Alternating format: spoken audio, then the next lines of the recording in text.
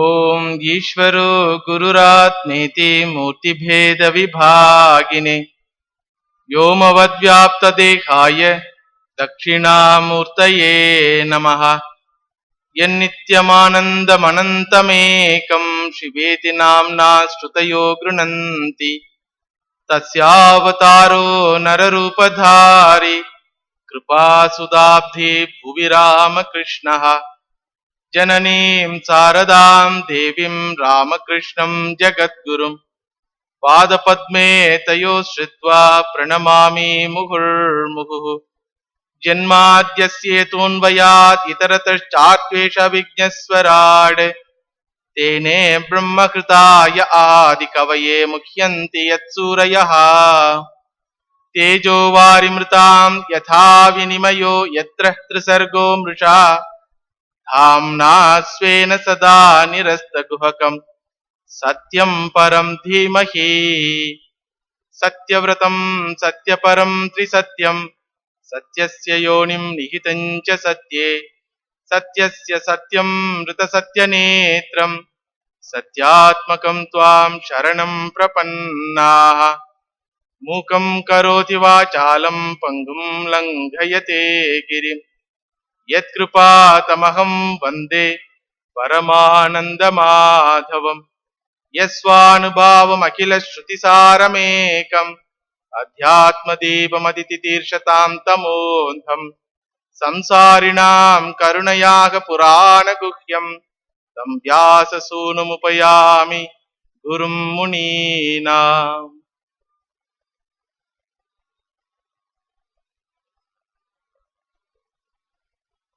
तद्वामुष्य परमस्य विकुण्ठभर्तुः कर्तुं प्रकृष्टमिह धीमहि मन्ददीभ्याम्। लोकानितो वृजतम् अन्तर्भावदृष्ट्या पापीयशस्त्रय इमे रिपवोऽस्य यत्र।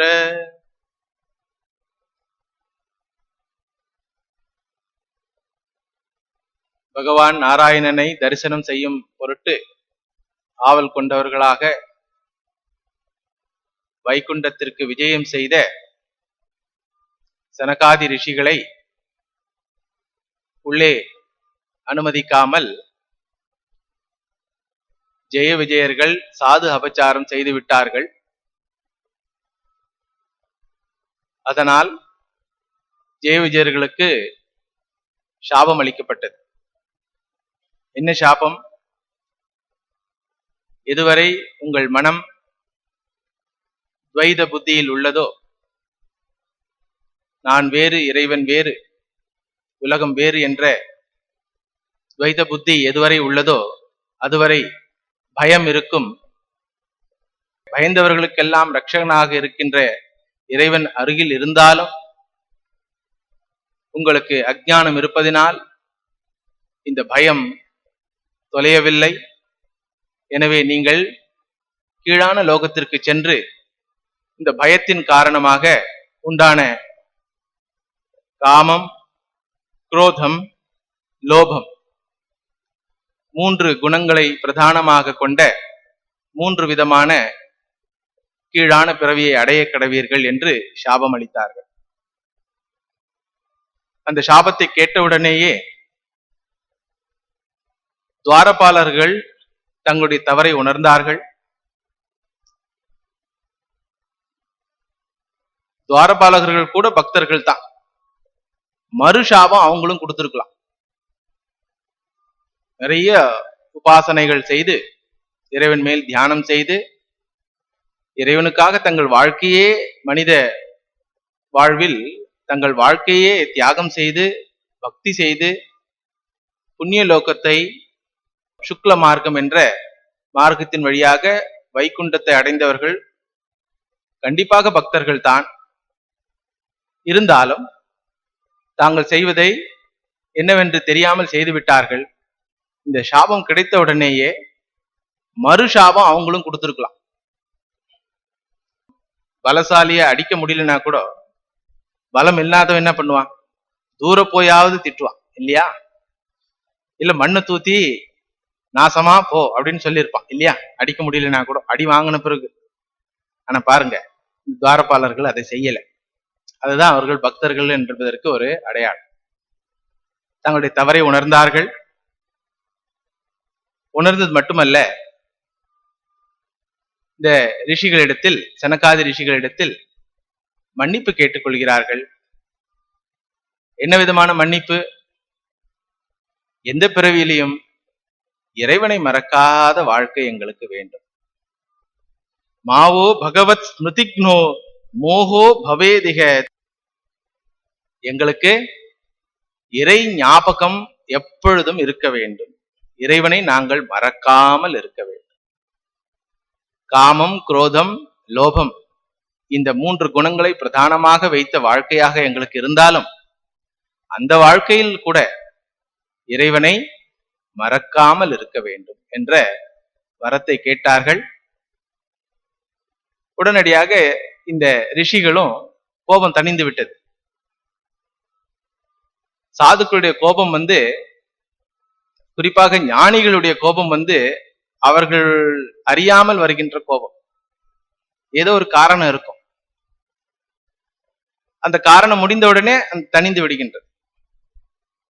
சாதுர் ராக் ஜொலேர் தாக் அப்படின்வாங்க வங்காளத்துல. சாதுக்களுடைய கோபம் தண்ணியில ஒருத்தர் கல் எடுத்து போட்டாருன்னா அந்த கல்லு போட்டதனுடைய அறிகுறி இருக்குமா? உடனே மறைஞ்சிடுது இல்லையா? இல்ல ஒரு கோல் எடுத்து தண்ணீர்ல அடித்தால் அந்த அறிகுறி இருக்குமா? கோல் எடுத்து உடம்பு மேல அடிச்சா அறிகுறி இருக்கும், காமிக்கலாம், பாருங்க எப்படி அடிச்சிருக்காரு. ஆனா தண்ணியில அடித்தால் அந்த அறிகுறி இருக்காது, அந்த அடையாளமே இருக்காது. ஒரு நிமிடம் தான் இருக்கும், உடனடியாக அது மறைந்து விடும். அது போல இந்த ரிஷிகளுக்கும் கோபம் மறைந்து விட்டது. அப்படியே ஆகட்டும் என்று அனுகிரகம் செய்து விட்டார்கள். இந்த சாபம் கூட அவர்களுக்கு ஒரு அனுகிரகம் தான். ஷார்ட்கட்னு சொல்லுவாங்க, குறுக்கு பாதை.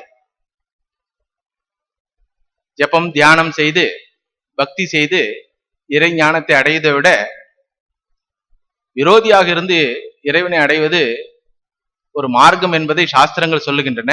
அதுக்கு அடையாளமாக இந்த 2 ஜெய விஜயர்கள் இருவரும் அதற்கு அத்தாட்சியாக இருக்க போகின்றார்கள். இந்த கதையிலிருந்து நமக்கு நிறைய படிப்பினைகள் இருக்கு. போன வகுப்புல சொன்ன சாது அபச்சாரம் மிகப்பெரிய அபச்சாரம், அதை ஒருவர் செய்யவே கூடாது. தெரியாமல் செய்து விட்டாலும் அதற்குண்டான மன்னிப்பை கேட்டுக்கொள்ள வேண்டும், மனதிலாவது.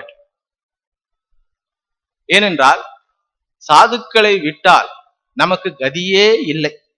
இன்னும் 1000 தடவை கூட சொல்லுவேன் நான் இதை. யார் ஒருவர் இறை ஞானத்தை அடைய வேண்டும் என்று விரும்புகின்றாரோ, யார் ஒருவர் ஆத்ம ஞானத்தை இந்த மனித பிறவிலேயே அடைய வேண்டும் என்று விரும்புகின்றாரோ, யார் ஒருவர் தன்னுடைய இந்த மனித பிறவியை உத்தாரணம் செய்து கொள்ள விரும்புகின்றாரோ, அந்த நபருக்கு சாதுக்கள் சங்கத்தை விட்டால் வேறு கதியே இல்லை. துஷ்ட சங்கம் எல்லா இடத்துலயும் இருக்கு. அந்த காலத்துல எல்லாம் ஒரு குறிப்பிட்ட இடத்துல இருந்தது. கள்ளுக்கடையில இருந்தது, டிராமா தியேட்டர்ல இருந்தது. ஆனா இப்போ டிராமா தியேட்டரும் கள்ளுக்கடையும் வீட்டுக்குள்ளவே வந்துடுது.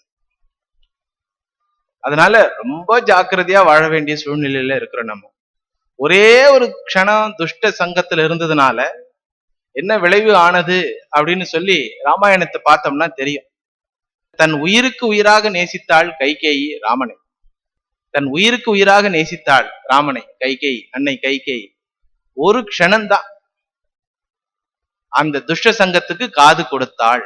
எந்த துஷ்ட சங்கம்? கூனின்ற மந்தரான்றவருடைய துஷ்ட சங்கம். எப்படித்தான் மாத்துவாங்கன்னு தெரியாது. 4 வார்த்தைகள் சொல்லுவாங்க, நம்ம வாழ்க்கையே போச்சு. எப்படியாவது நம்மளை காப்பாத்திக்கணும்னா சங்கம் இல்லாமல் இருக்க முடியாது. சங்கம் இல்லாமல் இருக்கவே முடியாது. ஆனால் எந்த சங்கத்தில் இருக்க வேண்டும் என்பது நம்முடைய கேள்வி.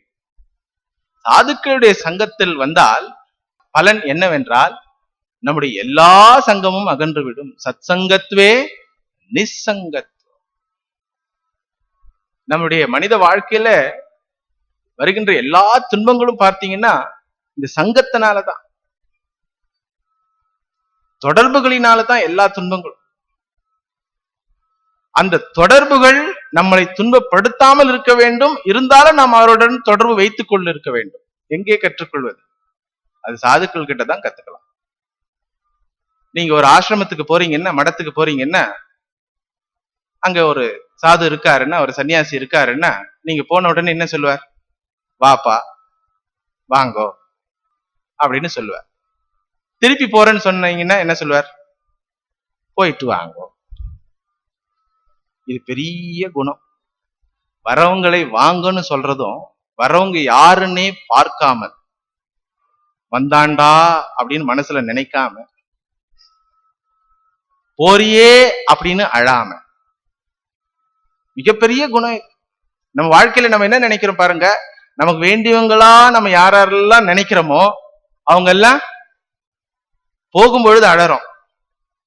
வேண்டாதவங்களா யாரெல்லாம் நினைக்கிறோமோ அவங்க எல்லாம் வரும்போது அழுகுறோம். மாமியார் வந்துட்டாங்களே, மருமக வந்துட்டாளே. நிறைய பேர், ஏன்னா பஞ்சாயத்து வருது, சாமி இந்த மாதிரி ஆச்சு. அப்போ வரவங்களையும் போறவங்களையும் தடுக்கிற சக்தி நமக்கு இருக்கா? யார் வர போறாங்க, யார் போக போறாங்கன்னு தெரியுமா? நம்ம வாழ்க்கையில இருக்கிறவங்க எப்படிப்பட்டவங்களா மாறுவாங்கன்ற உணர்கின்ற சக்தி இருக்குமா? இல்லவே இல்லை. நேத்து வரைக்கும் நல்லாதான் இருந்தான், இப்படி பண்ணிட்டான். நான் பெத்து வளர்த்த பையன் சுவாமி கல்யாணத்துக்கு முன்னாடி எப்படி இருந்தான் தெரியுமா? அம்மா அம்மான்னு சுத்தி சுத்தி வருவான், வந்தாலே பார்க்கணும் ஒருத்தி அப்படின்னு ஆரம்பிக்கும் ராமாயணம். நான் கொஞ்சம் கேட்க ஆரம்பிச்சிட்டேன்னா மகாபாரதமும் ஆயிடும். அதனால சாஸ்திரம் சொல்லுது, வருவதையும் செல்வதையும் உன்னால் கட்டுப்படுத்த முடியாது. வருவதை வரட்டும் என்று வரவேற்கின்ற மனமுதிர்ச்சியையும், செல்வதை செல்லட்டும் என்ற மனமுதிர்ச்சியும் நீ அடைய வேண்டும். யாருகிட்ட போனா இதை கத்துக்க முடியும் சொல்லுங்க? சாதுக்கள் கிட்ட மட்டும்தான் கத்துக்க. வர்றவங்களை வேண்டான்னு சொல்லவே மாட்டாங்க, போறவங்களை ஏன்பா போறேன்னு கேட்க மாட்டாங்க.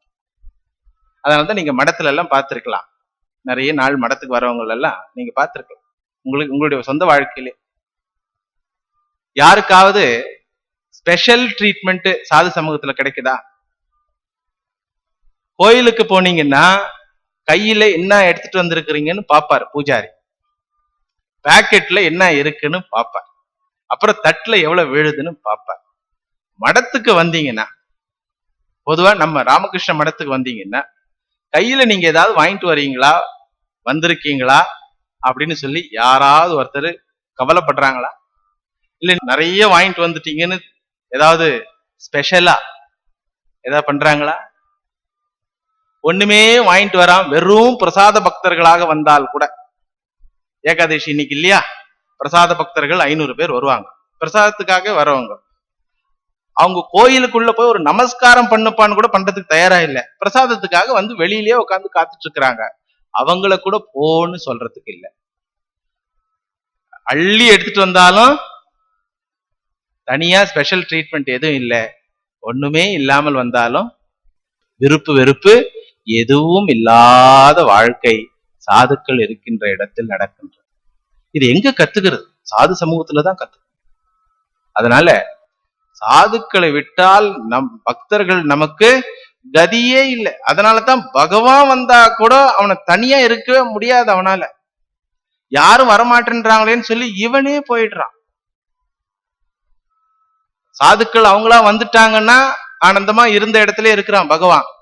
சாதுக்கள் வர்றத நின்னுடுத்துனா பகவான் வெளியே கிளம்பிடுறான். அது எந்த அவதாரமாக இருக்கட்டும்.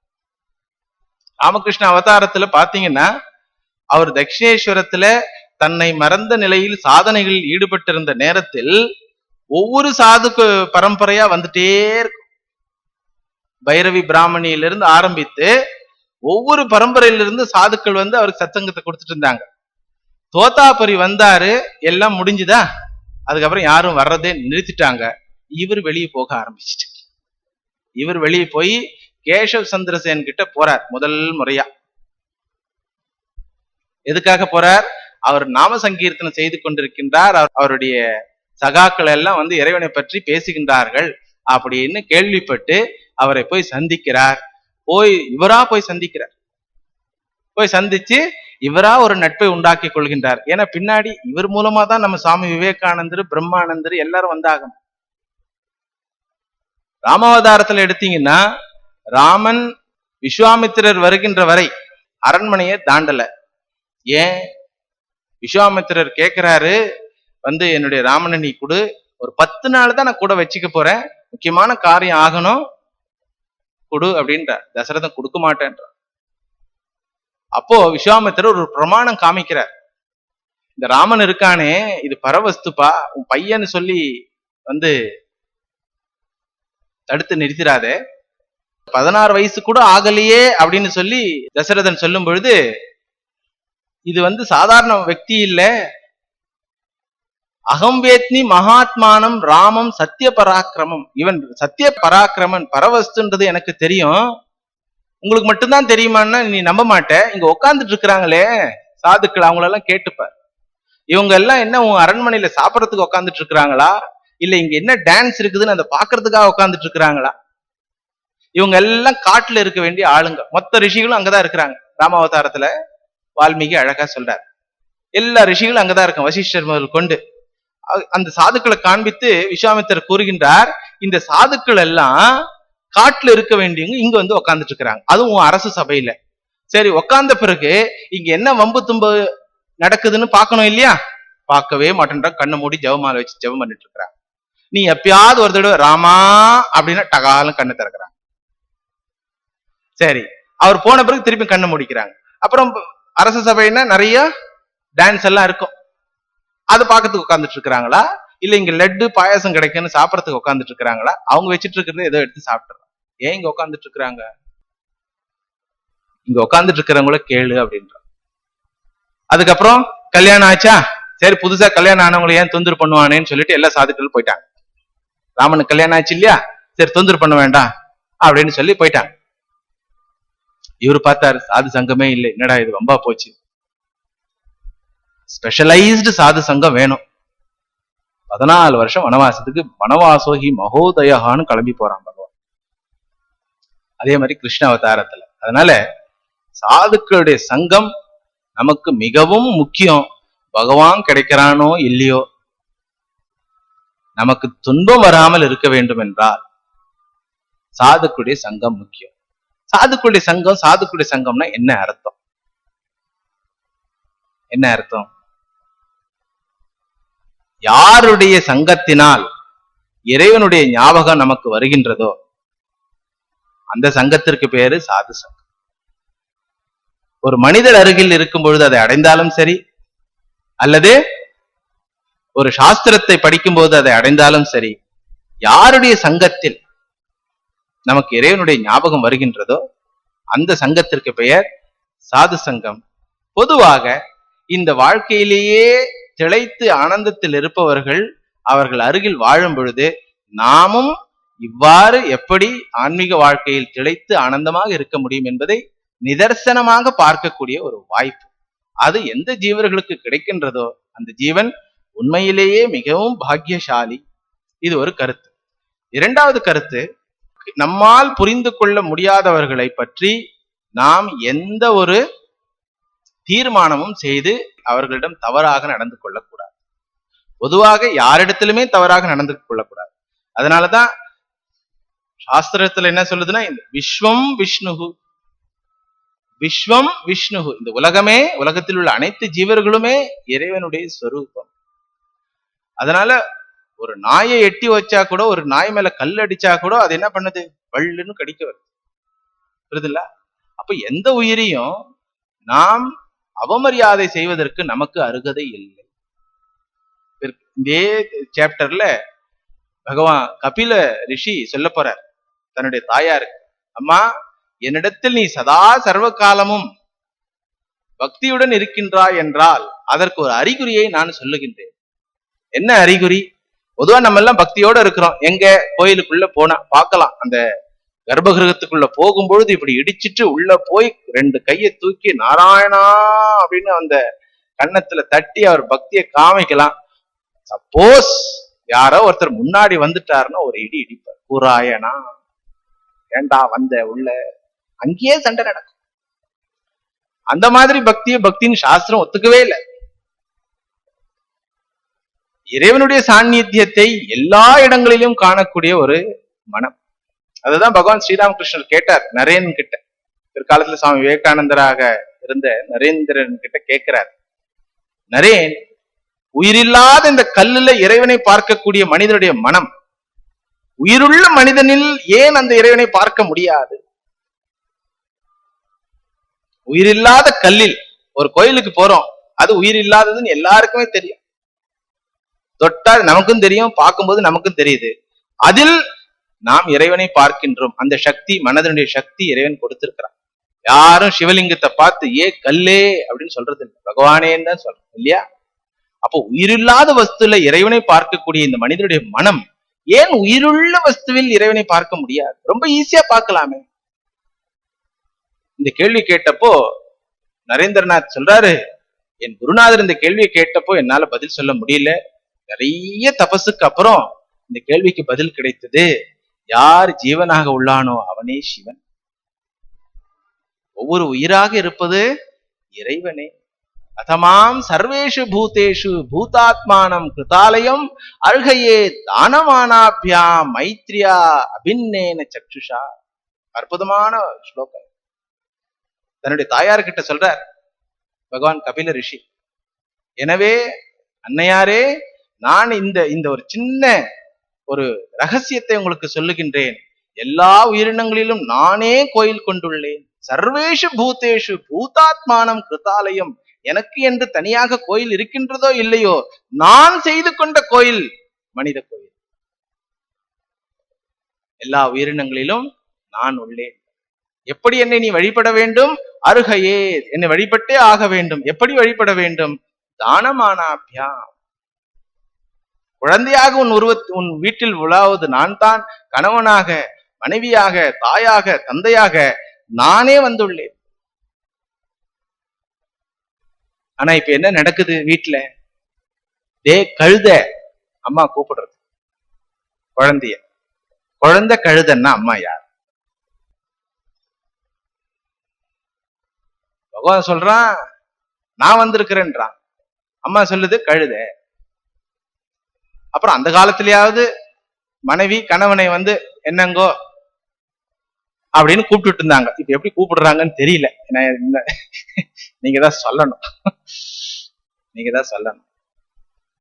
இந்த பாவம் இருக்கின்றது அல்லவா? ஒவ்வொரு மனிதனிலும் இறைவன் இருக்கின்றான்.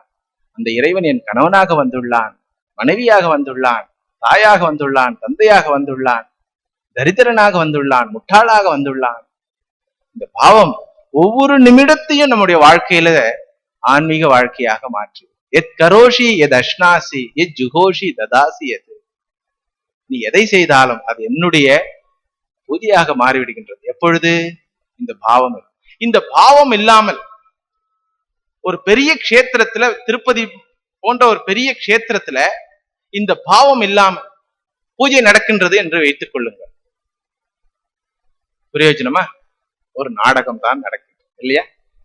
இந்த பாவம் தான் மனிதனுடைய மனசுல இது இறைவனாக இருக்குமோ, இந்த ரூபத்துல என்னை ஆட்கொள்ள வந்துள்ளானா, இந்த ரூபத்தில் என்னை ஆட்கொள்ள வந்துள்ளானா, இந்த ரூபத்தில் என்னை ஆட்கொள்ள வந்துள்ளானான்ற ஒரு ஏக்கம் இருக்கும் பொழுது ஏதாவது ஒரு ரூபத்துல வந்து ஆட்கொண்டு நீ நினைத்தது சரிதானப்பா அப்படின்னு சொல்லி ஞானத்தை கொடுத்துட்டு போய். நாமதேவருடைய வாழ்க்கையில ஒரு அற்புதமான கதையை பாக்குறோம்.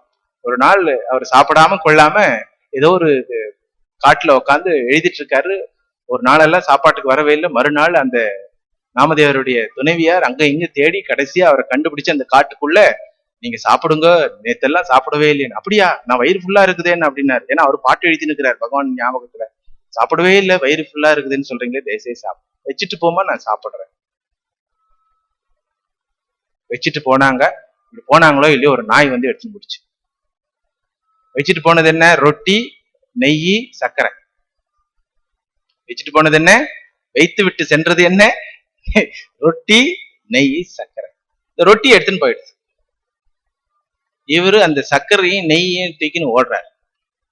இவர் ஓட, நாய் ஓட, நாய் ஓட, இவர் ஓட, கடைசியா இவர் ஜெயிச்சு அதை பிடிச்சு அந்த நாய் வாயிலிருந்து அந்த ரொட்டியை புடுங்கி, பாண்டுரங்கா வெறும் ரொட்டி சாப்பிட்டா நல்லா இருக்காது, கொஞ்சம் காத்துரு, நான் நெய் போட்டு சர்க்கரை போட்டு கொடுக்குறேன் அப்படின்னு சொல்லி நெய் போட்டு சர்க்கரை போட்டு அந்த நாய்க்கு கொடுப்பார். அந்த வாயில ஊட்டும் பொழுது திடீர்னு பார்த்தா நாய் இல்ல, அங்க பாண்டுரங்க உட்கார்ந்து படுத்துட்டு. அவருக்கு ஆச்சரியம். ஏன்னா அவருக்கு எல்லாரையுமே பாண்டுரங்கான்னு சொல்லி சொல்லி கூப்பிட்டு பழக்கம். வடக்கல் எல்லாம் போனீங்கன்னா தண்ணிய கூட பாணிராம், தால் போடுறாங்க பாத்தீங்களா, தால் ராம். சாப்பாடு போட்டாங்கன்னா சாப்பாட்டு ராம். சாப்பாட்டு ராம இல்ல, எல்லாத்துக்கும் ராம் சேர்த்துறது உடனே. ஏன்னா சர்வம் விஷ்ணுமயம் ஜெகத்து, சர்வம் விஷ்ணுமயம் ஜெகத்.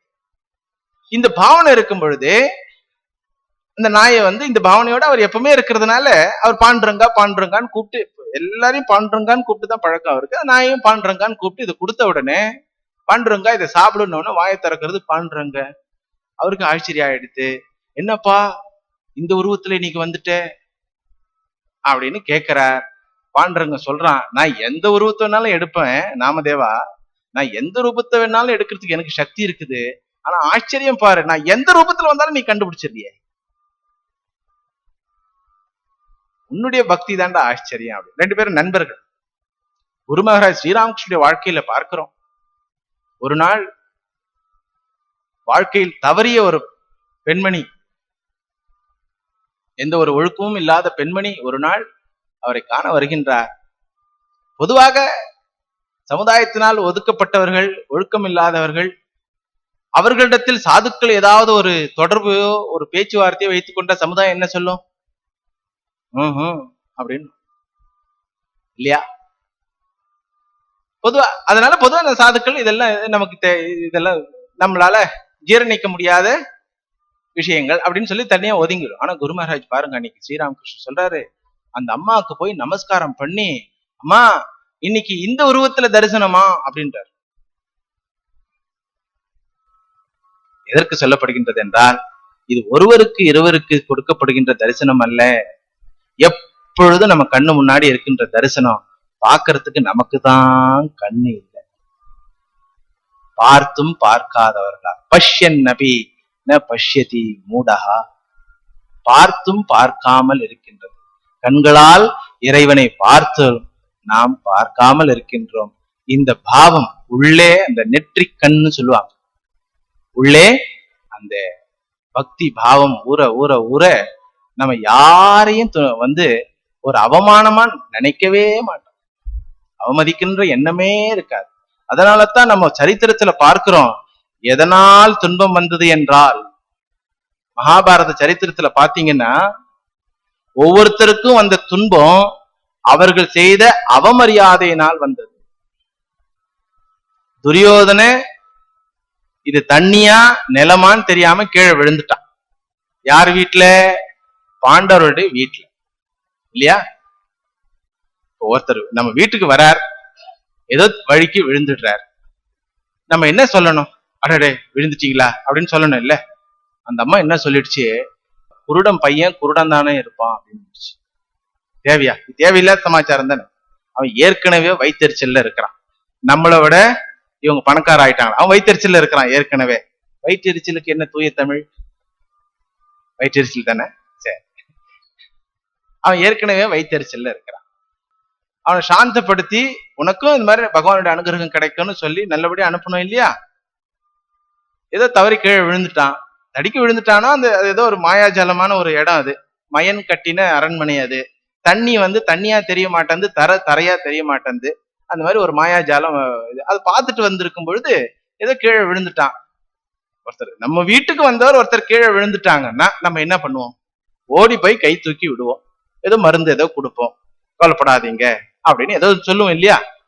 அதை விட்டுட்டு இந்த அம்மா என்ன பண்ணுச்சு, குருடன் பையன் குருடனா தானே இருப்பான், தேவையில்லாத வார்த்தை. இதை கேட்ட உடனே பீம சிரிக்க ஆரம்பிச்சிட்டான். ஏன்னா எல்லாருக்கும் பிரஷர் இருக்குது, மொத்தம் அவமரியாதை செய்த வேண்டிய ஏதாவது ஒரு சான்ஸ் கிடைச்சா போதும் குக்கர் வெடிக்கும். இதுக்கு அதுக்கு சம்பந்தமே இருக்காது. எனக்கு அப்போவே தெரியும்னு ஆரம்பிக்கும் அம்மா. அதுக்கப்புறம் எல்லாம் கடை கடை கடை கடை. அப்புறமா எல்லாரும் கேட்டீங்கன்னா, என்னடா என்ன ஆக்சிடென்ட் ஆயிடுச்சு, எவ்வளவு பெரிய ஆக்சிடென்ட் ஆயிடுச்சு, என்ன ஆயிடுச்சுன்னா அப்புறம் பார்த்தா எல்லாம் ப்ரெஷரே வரவிடக்கூடாது. பாருங்க, அந்த அவமானம் என்ன ஆயிற்று? எந்த அவமானத்துக்கு வழிகோலியது? மானபங்கம் என்ற அவமானம். அந்த மானபங்கன்ற என்ற அவமானம் என்ன என்ன அவமானத்துக்கு வழிகோலியது? பெரிய போர். இது ஒரு கதையாச்சா? அடுத்த கதை பாரு. 2 நண்பர்கள், ஒருவர் பிராமணர், இன்னொருவர் சத்திரியர். நண்பர்களாக குருகுலத்தில் இருக்கும் பொழுது குழந்தைங்க பேசிக்கிற மாதிரி, எங்க வீட்டுதெல்லாம் உங்களுக்கு தாண்டா அப்படின்னு குழந்தைங்க பேசிக்கிறதுல ஏதோ ஒரு பேசிக்கினாங்க. துருபதனும் துரோணாச்சாரியரும் பேசிக்கொண்டார்கள் இந்த மாதிரி. சரி, வயசான காலத்துல கொஞ்சம் வளர்ந்த பிறகு துரோணாச்சாரியாருடைய குடும்பத்துல ஏதோ கஷ்டம் வந்து நண்பனை பார்க்கின்றார். நண்பா அப்படின்றார்.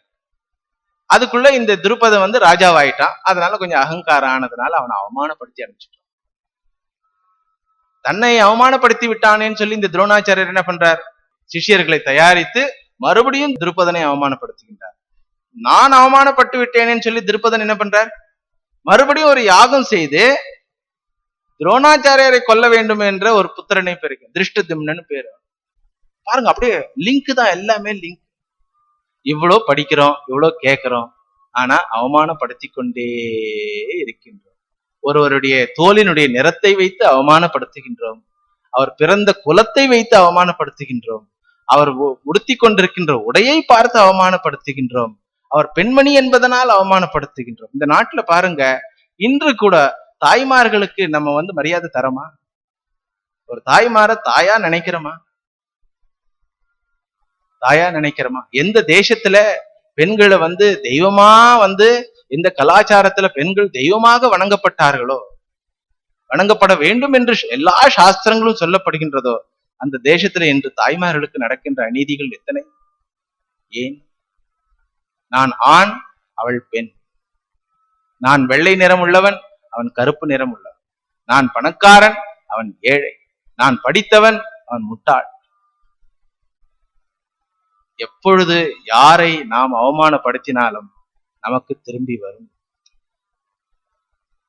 அதனால ரொம்ப ஜாக்கிரதையா நம்ம வாழ்க்கையில கருத்து வேறுபாடுகள் கண்டிப்பாக இருக்கும். ஒருவருடன் ஒருவர் நாம் சேர்ந்து வாழும் பொழுது கருத்து வேறுபாடுகள் கண்டிப்பாக இருக்கும். அதற்காக தேசமும் அவமானப்படுத்த வேண்டும் என்ற வெறியும் வரவே. எல்லாரையும் நம்ம போய் எல்லாரும் கட்டி பிடித்துக் கொள்ள முடியாது. யாராரு எங்க இருக்கணுமோ அங்கங்க இருக்கலாம். அதுக்கு அவமானப்படுத்தணும்னு அவசியம் என்ன?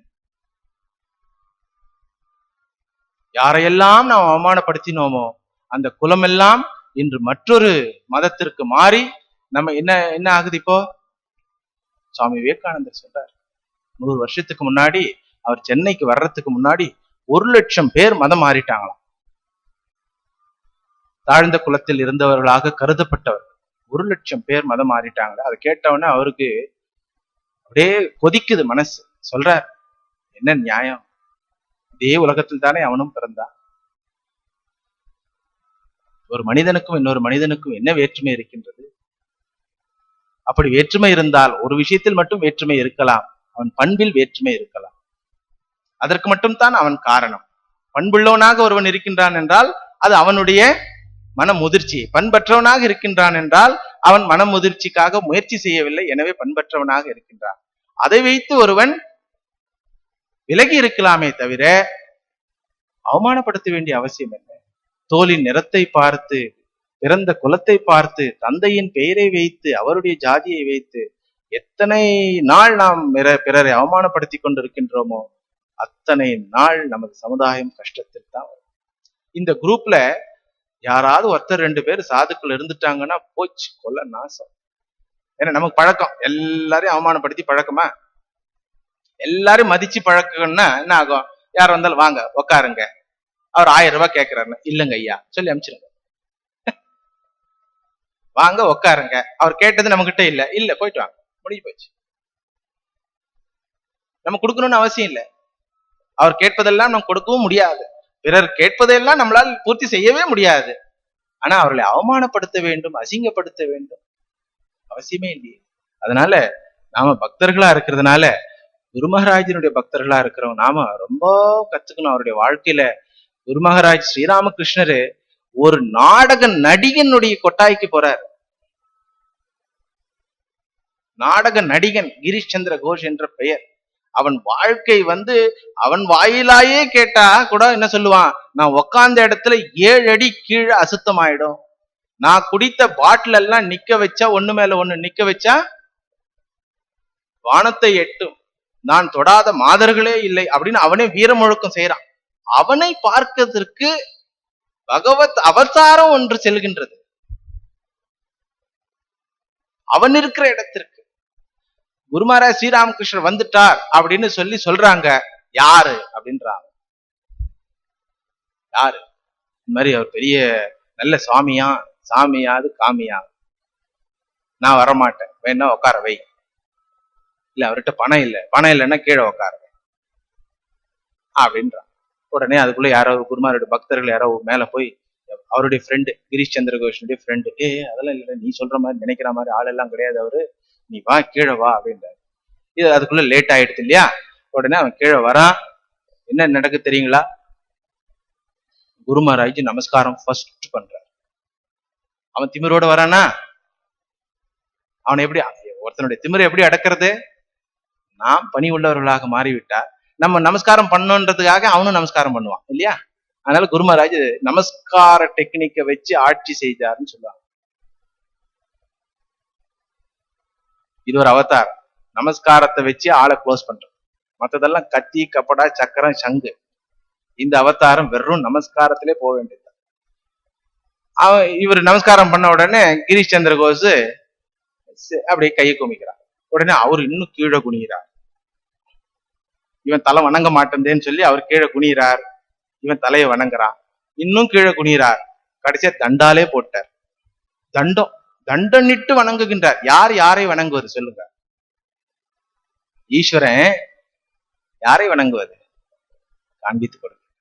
எந்த பிரார்த்தனை கூட்டத்திற்கு சென்றாலும், எத்தனையோ பிரார்த்தனை கூட்டங்களுக்கு போவார், அங்கங்க வீட்டுக்கு கூட்டு போவாங்க.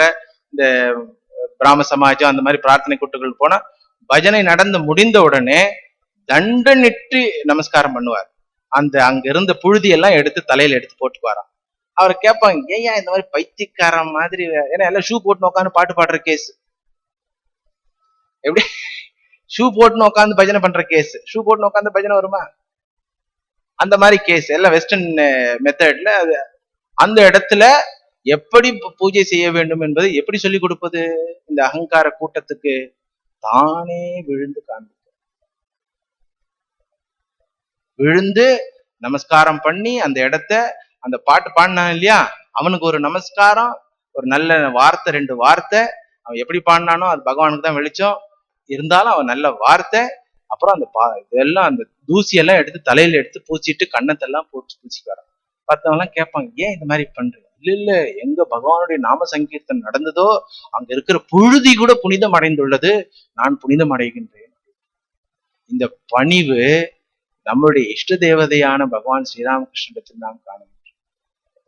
அதனால நமக்கு எப்பொழுதுமே இந்த பணிவின்மை, இந்த அகங்காரம் வராமல், யார் வரட்டும் நம் வீடு தேடி, நாம் இருக்கின்ற இடத்தை தேடி ஒரு மரியாதை. அவங்க கேட்டதை கொடுக்கணும்னு அவசியமே இல்லை. ஏன் கொடுக்கணும்?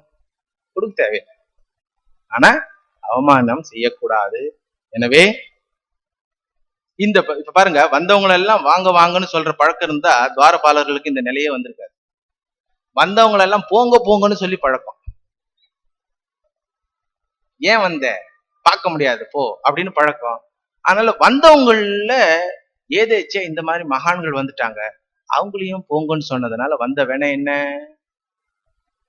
இரண்யகசிபு இரண்யாட்சனாக பிறக்க வேண்டும், ராவண கும்பகர்ணனாக பிறக்க வேண்டும், சிசுபால தந்த பக்தரனாக பிறக்க.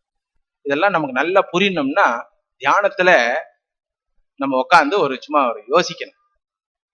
பிரைம் மினிஸ்டருடைய ரைட் ஹேண்டா இருக்கிற மாதிரி நம்மள நினைச்சுக்கின்னு, புரியுதா? பிரைம் மினிஸ்டருக்கு ரைட் ஹேண்ட் லெஃப்ட் ஹேண்ட் 2 பேரும் எல்லாரும் கொடுக்குற நமஸ்காரம் அதெல்லாம் நமக்கு வருதா? ஒரு நாள் பிரைம் மினிஸ்டர் பக்கத்துல இருக்கிறவங்க சொல்லிடுறாங்க, இவனை ஜெயிலில் அடை, இல்லை நாடு கெடுத்து.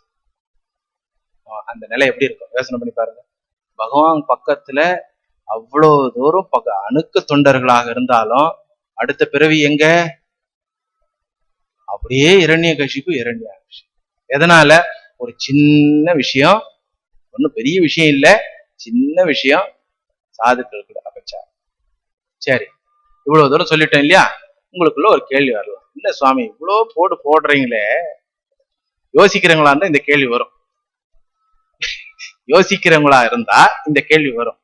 இவ்வளவு போடுறீங்களே சாதுக்கள் மேல, நீங்க சாதுக்கள்னு சொல்றீங்களே, அவங்களுக்கு ஏன் கோபம் வந்துச்சு? உங்க சார்பா நானே யோசிச்சு சொல்லிடுறேன். அதான் வாத்தியார் வேலை. துவாரபாலகர்கள் துவைத புத்தியுடன் இருந்தார்கள். நான் வேறு, இறைவன் வேறு, வந்திருப்பவன் வேறு. அதனால் பயத்தை அடைந்தவர்களாக அவமரியாதை செய்தார். அதற்கு தண்டனை கிடைத்தது. இந்த சனகாதி ரிஷிகள் சாபம் கொடுத்த பொழுது துவைத புத்தி இருந்ததா இல்லையா? இல்லாம சாபம் கொடுக்க முடியுமா? என்னை விட்டு நீ தனியா இன்னொரு ஆள் இருக்கிறேன்னு தெரிஞ்ச பிறகுதானே சாபம் கொடுக்க முடியும், இல்லையா? அப்ப அவங்களுக்கும் துவைத புத்தி இருந்தது, அது மட்டும் எப்படி ஒத்துக்குவீங்க? அது தப்பு இல்லையா அப்படின்னு கேட்டா, பகவான் வந்து சொல்ல போறான் அது தப்பு இல்லை. இது எப்படி? ஒரே விஷயம், துவைத புத்தி என்பது உங்களுக்கு புரியுதுன்னு நினைக்கிறேன். துவைத புத்தினா என்ன? என்னை விட்டு ஒரு ஜீவன் வெளியே இருக்கிறான், அதுவும் வைகுண்டத்துல. அதுவும் சனகாதி ரிஷிகள் மனசுல எப்படி வர முடியும்? அப்ப அவங்க கொடுத்த சாபத்துக்கு மரியாதை உண்டா இல்லையா? ஏன்னா சாபம் பெற்றவர்களும் துவைத புத்தி உள்ளவர்களாக இருக்கிறார்கள், சாபம் கொடுத்த ரிஷியும் துவைத புத்தி உள்ளவராக இருக்கின்றார். எந்த விதத்துல இந்த சாபம் கொடுத்த ரிஷிகள் வந்து இப்ப மகான்கள் சொல்ல முடியும் அப்படின்னு கேட்டா, பகவான் வந்து சொல்ல போறான், அவர்கள் மகான்கள் தான், அவர்கள் தவறு செய்யவில்லைன்னு. இது புரியணும்னா ஒரு உதாரணம் சொல்றேன். ஒரு பைக்ல ஒருத்தர் உட்காந்து போயிட்டே இருக்கார், பைக்ல டிராவல் பண்றார். பைக்குக்கு என்ன தமிழ்ல? ரெண்டு சக்கர வாகனத்தில், என்ன தமிழ் கொஞ்சம் இரண்டு சக்கர வாகனத்தில் அமர்ந்து கொண்டு ஓட்டிக்கொண்டே செல்லுகின்றார். அந்த வீதியில போர்டெல்லாம் இருக்கு, தகவல் பலகைகள், 60 கிலோமீட்டர் ஸ்பீடுன்னு இருக்குன்னு வச்சுங்களேன். இவர் 70 கிலோமீட்டர் ஸ்பீட்ல போறார், விதியை மீறி விட்டார் இல்லையா? உடனே போலீஸ் என்ன பண்ணுது, துரத்திட்டு வந்து அவரை பிடிக்குது. பிடிச்ச உடனே இந்தாப்பா ஃபைன். ஏன் சார், 60 கிலோமீட்டர் ஸ்பீட்ல தான் போயிருக்கணும், 70 கிலோமீட்டர் நீ ஸ்பீட் போயிட்ட, இந்த பாரு இங்க கேமரா காமிக்குது, நீ வந்து ஃபைன் கட்டு. உடனே அந்த நபர் சொல்றாரு, சார் நான் 70 கிலோமீட்டர் ஸ்பீட்ல வந்ததுக்கு நீங்க வந்து ஃபைன் கட்டணும்னு சொல்றீங்களே, நீங்க 80 கிலோமீட்டர் ஸ்பீட்ல வந்தா தானே என்ன பிடிச்சிருக்க முடியும், அப்ப நீங்களும் விதியை மாறி இருக்கீங்க சார் அப்படின்னு சொல்றான்னு வச்சுங்களேன். போலீஸ் என்ன சொல்லுவார், அப்பா 80 கிலோமீட்டர் ஸ்பீட்ல போறதுக்கு எனக்கு அதிகாரம் உண்டு, உனக்கு அதிகாரம் இல்லை. புரியுதுங்களா? அதேதான் இங்க. அதாவது சனகாதி ரிஷிகளுக்கு கோபம் வந்ததற்கு 4 விதமான காரணங்கள் பின்னால் சொல்லப்படும். சுருக்கமா சொல்லிடுறேன். முதல் காரணம், இறைவன் லீலை செய்ய விரும்புகின்றான், டிராமாக்கு ஆள் வேணும், அவனுக்கு தனியா இருந்து போர் அடிச்சுடுத்து, லக்ஷ்மி அம்மா காலை அழுத்தி அழுத்தி காலே வீங்கி போச்சு, இவகிட்ட இருந்து எப்படிரா தப்பிக்கிறது, அதனால அவர் லீலை பண்ணணும்னு ஆசை, அதனால அவருக்கு டிராமாக்கு ஆள் வேணும், துணை வேணும். சரி, இந்த பக்கத்துல இருக்கிறவங்க தானே துணையா எடுத்துன்னு போக முடியும். சரி, துவாரபாலர்கள் நீ போடா வெள்ளனா போ. அப்புறம் ரிஷிகள்ல நீங்க வாங்க, நீ அவன் என்ன நல்லவன் வந்து வில்லன் ஆகணும்னா ஏதோ ஒரு ஷார்ட்கட் இருக்கணும், ஏதோ ஒண்ணு காரணம் இருக்கணும். அது ஒண்ணு. ரெண்டாவது, லோக சங்கிரகம், சமுதாயத்துக்கு ஒரு படிப்பினையை சொல்ல வேண்டும். சாது அபச்சாரத்தினால் ஒரு மனிதனுக்கு விளைகின்ற கேடுகள். அதுக்கப்புறம் பாத்தீங்கன்னா 4 அவதாரங்கள் வருது இல்லையா, இவங்களால இந்த சாபத்தினால 4 அவதாரங்கள், பெரிய பெரிய கதைகள். பாகவதமே இந்த சாபத்தினால வந்ததுதான் இல்லையா? கிருஷ்ணாவதாரம் எல்லாம் எப்படி இந்த சாபத்தினால வந்தது. ராமாவதாரம், ராமாயணம், மகாபாரதம், பாகவதம் நமக்கு எல்லாம் கிடைச்சது எதனால? இந்த சாபத்தினால. அதனால லோக சங்கிரகம்னு சொல்லுவாங்க. மூன்றாவது வந்து பக்த அனுகிரகம். நிறைய பக்தர்கள் லோக்கத்துல இறைவனுக்கு தரிசனத்துக்காக காத்து கொண்டிருக்கிறார் எல்லா காலத்திலையும். அவங்களெல்லாம் போய் நேரா பார்க்கணும். ராமாயணத்துல பார்த்தா எல்லாரும் ஒவ்வொருத்தரும் ஒரு கதை சொல்லுவாங்க.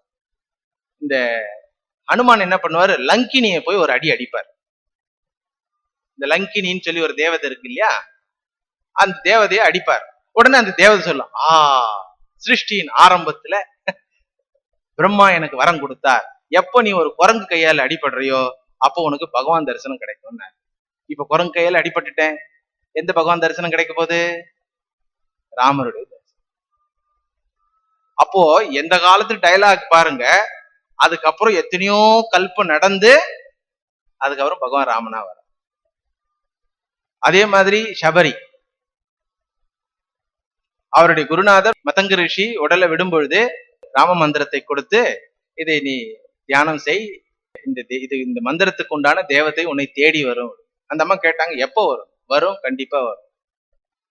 எத்தனையோ வருஷத்துக்கு முன்னாடி சொல்லிட்டு போயிட்டாரு. சோ அந்த வார்த்தையை பூர்த்தி செய்வதற்காக பகவான் என்ன பண்ணணும்? காட்டுக்கு வரணும், அப்புறம் ராவணன் வரணும், ராவணன் சீத்தையை தூக்கின்னு போகணும், எல்லாம் பெரிய டிராமா. அதனால பக்த அனுகிரகம் மூன்றாவது காரணம். நான்காவது காரணம் பகவானுடைய ஆக்ஞை.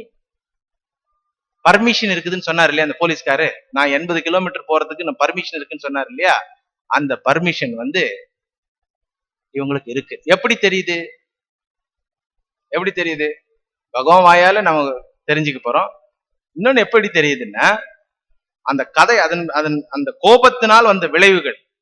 சனகாதி ரிஷிகளே கோவப்பட்டாங்க, சுவாமி நான் கோவப்பட்டா தப்புன்னு சொல்றேன்.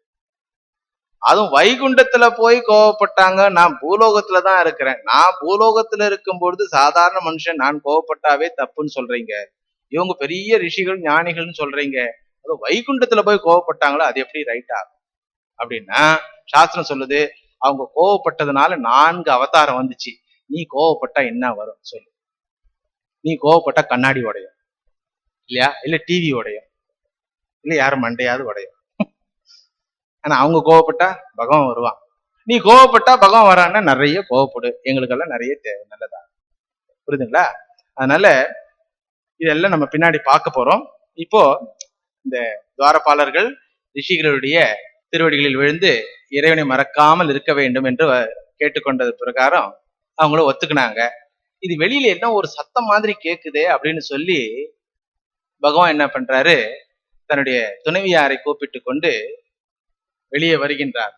ஏவம் ததைவ பகவான் அரவிந்த நாபஹ ஸ்வானாம் விபுத்ய சததிக்ரமம் ஆர்ய ஹிருத்யஹ தஸ்மின் யயௌ பரமஹம்ச மகாமுனீனாம் அன்வேஷணீய சரணௌ சலயன் சகஸ்ரீ. சுகாச்சாரியார் சொல்றார், இந்த மாதிரி சப்தம் வெளியே கேட்ட பொழுது என்னவோ நடக்குதே அப்படின்னு சொல்லி, ஏன்னா வீட்டுக்காரர் இல்லையா, அவர் தானே வீட்டுக்கு தலைவர், அவர் தான். நம்ம வீட்டு வெளியில ஏதோ ஒரு அடித்தடியில் நடந்தா என்ன ஆச்சுன்னு எட்டியாவது பார்ப்போம் இல்லையா. அந்த மாதிரி பகவான் என்ன பண்றாரு, லக்ஷ்மியை கூப்பிட்டு கொண்டு நடந்து வந்தார் அப்படின்றார். அதாவது அன்வேஷணீய சரணௌ சலயன் சகஸ்ரீ, சகஸ்ரீ லக்ஷ்மி தேவியுடன் நடந்து வந்தார் அப்படின்றார். இதுல ஒரு காரணம் என்னன்னா, அவங்க வந்திருக்கிறாங்க நடந்து. யாரு?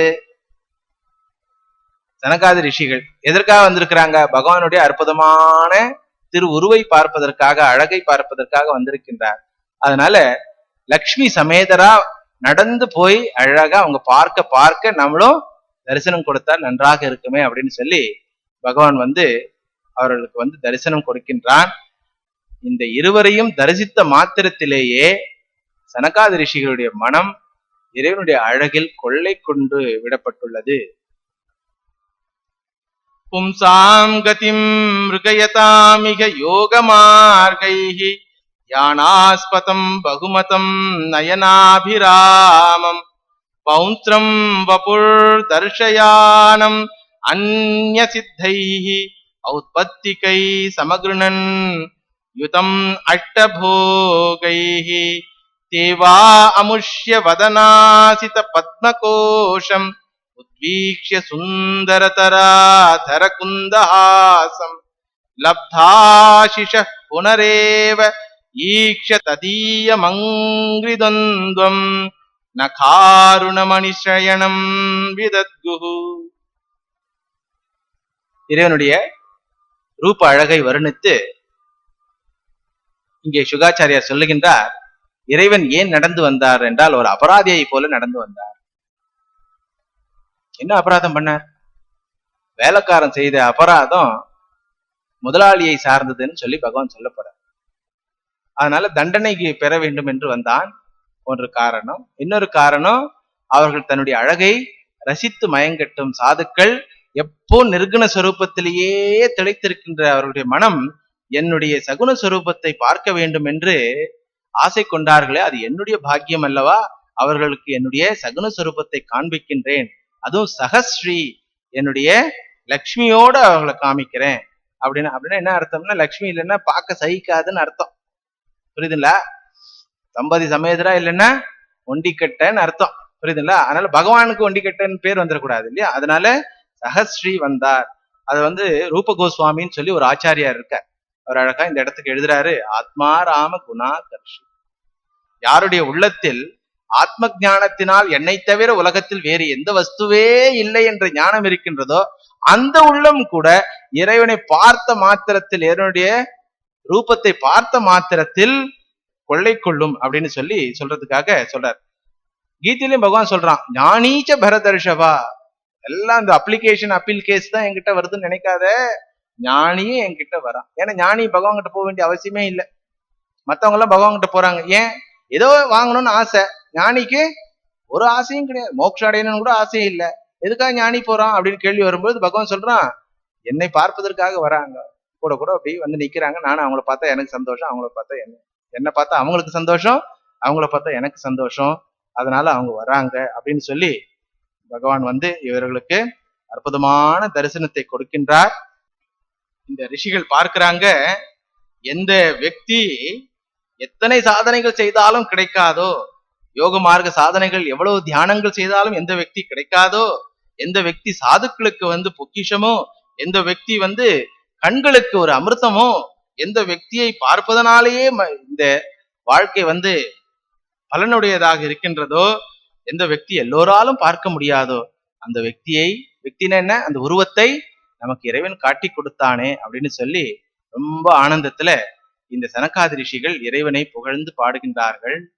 யோ அந்தர்கிதோ கிருதிகதோபி துராத்மனாம் த்வம் சோ அத்யைவனோ நயனமூலம் அனந்தராத யர்ஹ்யைவ கர்ண விவரேண குஹாம் கதோனஹ பித்ரானுவர்ணிதரஹா பவதுத்பவேன. இந்த 4 பேரும் ஒருத்தருக்கு ஒருத்தர் பார்த்துட்டு பகவானை நமஸ்காரம் பண்ணி சொல்றாங்களாம், கரெக்ட். என்ன கரெக்ட்? பகவான் கேட்கிறார், என்ன கரெக்ட்? எங்க அப்பா சொன்னது கரெக்ட். யார் அப்பா? பிரம்மா, சதுர்முக பிரம்மா. என்ன சொல்லியிருக்கார்? பகவானை பத்தி சொல்லியிருக்காரு இல்லையா? நிறைய சொல்லியிருப்பார். ஆத்ம ஞானத்தை கொடுக்கும் பொழுது பகவானுடைய நிர்குணத்து சொரூபத்தையும் சொல்லியிருப்பார், சகுன சொரூபத்தையும் சொல்லியிருப்பார். நிர்குண சொரூபத்தை இத்தனை நாள் அவங்க உணர்ந்து வாழ்ந்து கொண்டிருக்கிறார்கள். இப்போ சகுன சொரூபத்தை முதல் முறையாக பார்க்கின்றார்கள். அதை பார்த்த உடனே கரெக்ட், பகவானே எங்க அப்பா சொன்னது கரெக்ட். என்ன சொன்னார் அப்பா? உலகத்தில் இருக்கிற எல்லா அழகான வஸ்துக்களெல்லாம் வெட்கப்பட செய்யக்கூடிய அளவுக்கு உன்னிடத்தில் அழகு இருக்கும் என்று என்னுடைய தந்தையார் சொன்னார். என்னது தந்தையார் சொன்னது? அதுக்கு பேர் தான் வேதம். பிரம்மனிடத்தில் வந்ததுதான் வேதம். இதுல மறைமுகமா சுகாச்சாரியர் என்ன சொல்ல விருப்பப்படுறாருன்னா, இறைவனை பற்றி தெரிந்து கொள்ள வேண்டும் என்றால் சாஸ்திரத்தின் உதவினால் மட்டுமே இறைவனை பற்றி தெரிந்து கொள்ள முடியும். ஒன்று, நமக்கு நேரடியாக சாஸ்திரத்துடன் தொடர்பு இருக்க வேண்டும், அல்லது சாஸ்திரத்துடன் தொடர்பு கொண்டிருக்கின்ற சாதுக்களிடமாவது தொடர்பு இருக்க வேண்டும். அதனாலதான் பகவான் நேரா வந்துட்டானா, நான் தான் பகவான் ஒருத்தர் உங்க வீட்டு முன்னாடி நிக்கிறாருன்னு வச்சுங்களேன், நீங்க என்ன பண்ணுவீங்க?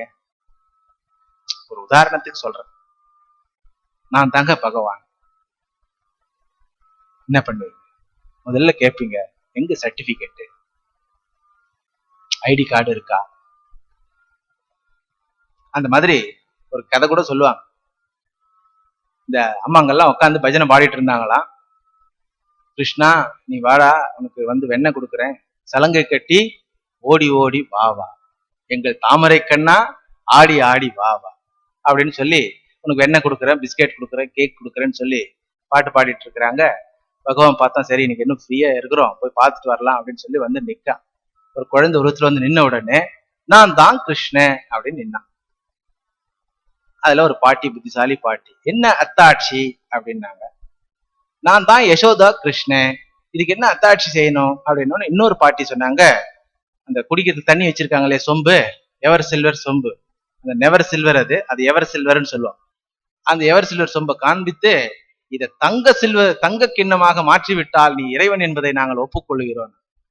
உடனே பகவானுக்கு இதெல்லாம் பெரிய விஷயமா, சரி என்னப்பா நீங்க வந்தீங்க, கூப்பிட்டீங்க, வந்தேன், இப்ப வந்து ப்ரூஃப், ஐடி ப்ரூஃப் எல்லாம் கேக்குறீங்க, மாடர்ன் வேர்ல்டா இருக்குது, சரி வேற வழி இல்லை. ஏன்னா அவருக்கு ஐடி ப்ரூஃப் கொடுக்கறதுக்கு யார் இருக்கிறா, நம்ம அவருக்கு அவரே தான் ஐடி ப்ரூஃப் கொடுத்துக்கணும். அதனால அவர் என்ன பண்றாரு, இந்த தொட்ட உடனே அது தங்கமா மாறி போச்சு. அப்போ நினைச்சார், சரி இப்பவாவது நம்பிக்கை வந்து ஜனங்கள்லாம் நம்ம கிட்ட காலில் விழுந்து நமக்கு கொடுக்குறேன்னு சொன்னதெல்லாம் வார்த்தையை காப்பாத்தி கொடுப்பாங்கன்னு பார்த்தா எல்லாம் வெளியே ஓடுதுங்க, எல்லா பாட்டிங்களும், தாத்தாங்க பாட்டிங்க எல்லாம் ஓடுது. ஏன்பா ஓடுறீங்க, இருங்கப்பா கொடுத்துட்டு போங்கப்பா. போன குரூப் 2 நிமிஷத்துல திரும்பி வருது, பெரிய பெரிய அண்டா தவளை எல்லாத்தையும் எடுத்துட்டு வந்து, கிருஷ்ணா இதையும் தொடு, இதையும் தொடு, இதையும். பகவான் வந்து நம்ம முன்னாடி நின்னா நம்ம என்ன செய்வோம், முதல் விஷயம் ஐடி கேட்போம், நம்ப மாட்டோம் இல்லையா இல்லையா. அப்போ அந்த ஐடி என்ன, பகவானுடைய ஐடி கார்டு என்ன, சாஸ்திரம் தான். புரியுதுல்ல? அதை ஞாபகப்படுத்தி சொல்றாரு, பித்ரானு வர்ணிதரஹா பவத் உத்பவேன, உன்னால் உற்பத்தி செய்யப்பட்ட என்னுடைய தந்தை இருக்கிறாரே, எங்களுடைய தந்தை சதுர்முக பிரம்மன் எப்படி வர்ணித்தாரோ அப்படியே நீ இருக்கின்றாய். அப்பதான் பெருமாளுக்கு அப்பாடா ஒத்துக்குனானுங்க. இப்போ ஏன்னா ஒத்துக்கலன்னா, ஏன்னா எல்லாருமே 4 கை வச்சிருக்கிறாங்க, எல்லாரும் சங்கு சக்கரம் வச்சிருக்கிறாங்க வைகுண்டத்துல. அது ஒரு விசித்திரம், பகவானுக்கு மட்டும் 4 கை இல்ல, எல்லாருக்கும் 4 கை இருக்கும், எல்லாருக்கும் சங்கு சக்கரம் இருக்கும். நம்ம கோயிலுக்கு போனா கூட பார்த்துக்கலாம் இல்லையா, துவாரபாலர்களுக்கு 4 கை இருக்கா. சப்போஸ் ஒரு பக்தன் வந்து துவாரபாலர்களுக்கே பூஜை செய்ய ஆரம்பிச்சிட்டான்னு வச்சுங்களேன், பகவான் கதி என்ன என்ன, என்னப்பா ஏன்பா இப்படி பூஜை செய்யற அப்படின்னா, உனக்கும் 4 கை இவனுக்கும் 4 கை, உள்ள வந்தா டிக்கெட் வாங்குறாங்க, வெளியிலேயே பண்ணிட்டு இருந்தாங்க இல்லையா. அப்போ கரெக்டான ஆளை கண்டுபிடிக்கணும். எப்படி கண்டுபிடிக்கிறது, வேதத்தை வச்சுதான் கண்டுபிடிக்க முடியும், குருநாதர் சொன்ன வார்த்தைகள் வைத்துதான் கண்டுபிடிக்கும் இல்லையா. இவர்களை பொறுத்தவரையே குருநாதர் வந்து சதுர்முக பிரம்மன் அவருடைய தந்தையே, அதை வைத்து சொல்லுகின்றார், ஆஹா என்ன அற்புதம், நாங்கள் எப்படி கேள்விப்பட்டோமோ அப்படியே உங்களை தரிசிக்கின்ற பாக்கியம் எங்களுக்கு இருக்கின்றது.